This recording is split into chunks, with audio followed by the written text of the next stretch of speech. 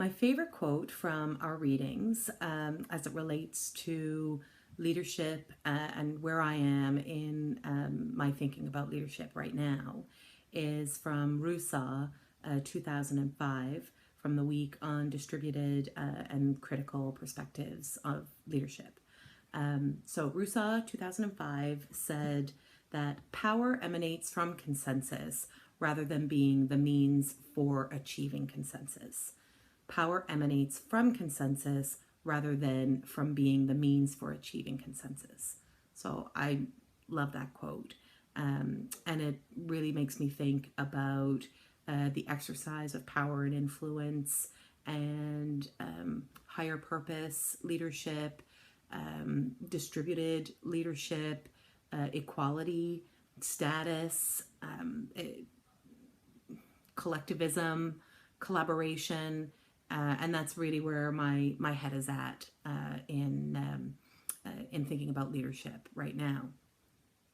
And so this made me think about early Newfoundland and Labrador culture and even contemporary Newfoundland and Labrador culture, where working together, collaborating, achieving consensus, operating with alignment was the basic means for survival.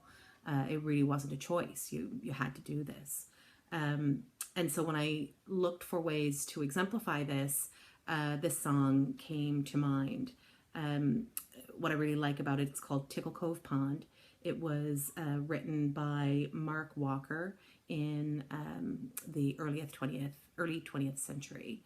And it's supposedly a true story about him nearly going through the ice with his horse and his cordage of wood. And had he lost his life, his horse, his wood, that would have meant the destruction of his family. And he called on his neighbors who came and worked together to save his livelihood and save his life. So this is Tickle Cove Pond. It's also a bit of a shanty song and references work songs, which is also about collective work, working together in a common rhythm for a common purpose. So there's all sorts of ways to interpret this metaphor. Tickle Cove Pond by Mark Walker. In cuttin' and haulin', in frost and in snow, we're up against troubles that few people know. And only by courage and patience and grit and eatin' plain food can we keep ourselves fit. The hard and the easy we take as it comes, and when ponds freeze over, we'll shorten our runs. To hurry my haulin', the spring comin' on, near lost me a mare down on Tickle Cove Pond. Lay hold, William Oldford, lay hold, William White, lay hold of the cordage and pull all your might. Lay hold of the bowline and pull all you can, and give me a lift for poor Kit on the pond. I knew that the ice became weaker each day, but still took the risk and kept hauling away. One evening in April, bound home with a load, the mare showed some halting against the ice road, and knew more than I did as matters turned out. And lucky for me had I joined her in doubt. She turned round her head and with tears in her eyes, as if she were saying, "You're risking our lives." All this I ignored with a whip-handle blow, for man is a stupid, dumb creature, you know. The very next moment the pond gave a sigh, and down to our necks went poor Kitty and I. For if I had taken poor Kitty's advice, I never would take the shortcut on the ice. Poor creature, she's dead, poor creature, she's gone. I'll ne'er get me mare out of Tickle Cove Pond.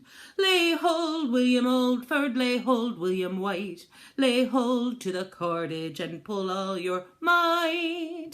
Lay hold of the bowline and pull all you can, and give me a lift for poor Kit on the pond.